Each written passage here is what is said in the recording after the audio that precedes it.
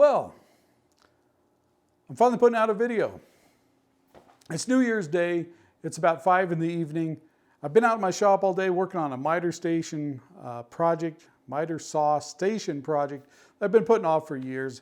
I walked out there to do something completely different today, and I looked at that and I thought, you know what, if I don't get that started, I'm never going to get it done. So that's what I've been doing today. So if you see sawdust and grunge all over me, that's what it's from. I just walked straight in from the shop and thought, you know what, I need to get a video out to you guys. Haven't done one in a little bit. I've been working on some. I've been shooting a couple videos on some products that were sent to me, and some mine videos. I just haven't had time to finish them. Been too busy with family stuff. But I wanted to get on here and wish everybody a belated Merry Christmas and Happy New Year.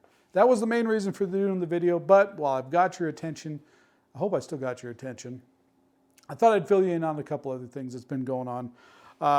Had a great, I took the last couple weeks off, so I was hoping to have time to get some video stuff done, but you know, things get in the way. They don't actually get in the way. They're more important. Let's do it that way. A lot of family stuff, going up snowboarding. We finally got enough snow to snowboard, so we've been doing that.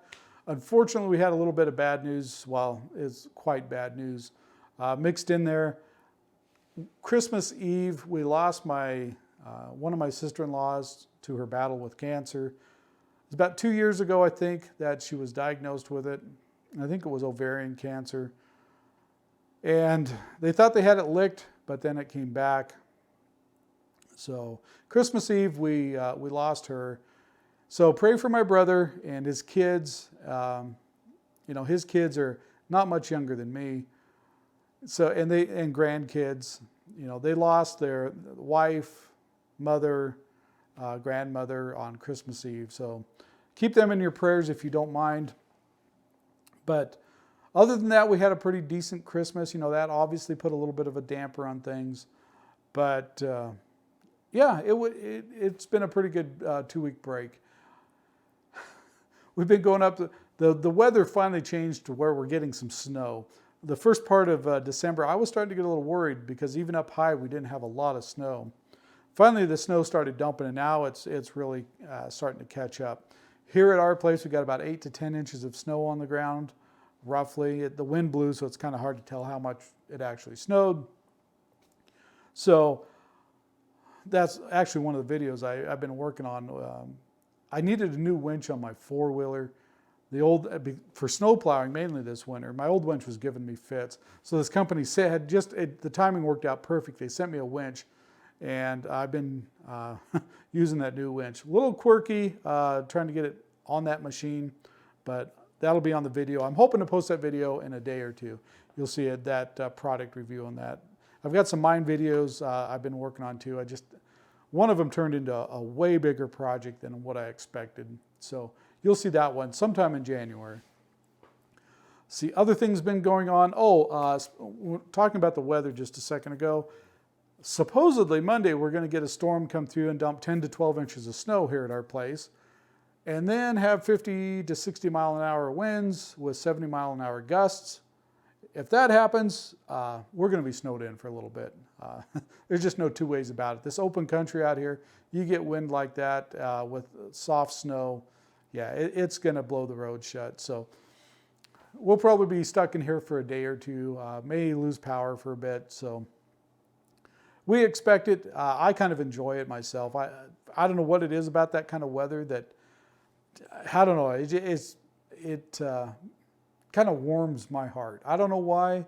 I've just always been that way with winter storms. I just really enjoy them. So I think that's about it. I've got another video coming out too about solar panels and cold weather. So if you're thinking about going off grid in colder climates, this is a video you'll probably want to watch.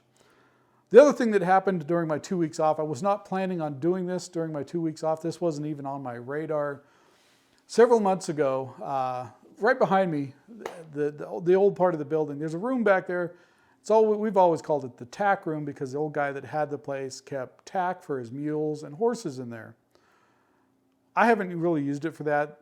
Once in a while, we'll put a little bit of tack in there.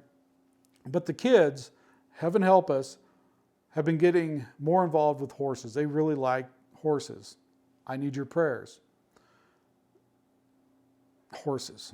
Anyway, they wanted a better place to store their tack. So I said, you know what? We can rearrange in there some and get your saddles and stuff in there. Make it a little more convenient for you guys. Well, I don't know if I said this or they just assumed I said this, that there's this big shelf I'd built in there several, 5-10 years ago. I stored all my electronic junk on there, connectors and polyphasers, all that kind of stuff. Stuff from my old business, my old two-way business. I had it all stacked on those shelves. And they decided that would be a good spot to store helmets and saddle pads. And they claimed that I said it was okay that we clean that off at some point. And evidently in their mind, they were tired of waiting on me to clean those shelves off. So they decided to do it on their own. They thought they were helping me. So they took some big empty totes, took all that stuff. Now, a lot of those connectors were kind of sorted out by types of connectors. They were in just some old metal cans and not super organized, but at least I knew where they were. They took all that stuff and just dumped it all in totes. I can tell you at the time I was not very happy. I'm laughing about it now, just thinking about how proud they were that they'd done this. But I walked in there and saw that, and I think I saw a little bit of red. I just had to walk out. I was like, what? That caused quite a bit of work, sorting through all those connectors. It needed to be done at some point because they weren't well organized. So I spent about 2 days sorting through all that junk that was on those shelves, throwing stuff away that I probably would never use, so on and so forth. But one funny thing that happened besides that, the story itself, was I did not realize how many Solderon PL259 Amphenol connectors I had.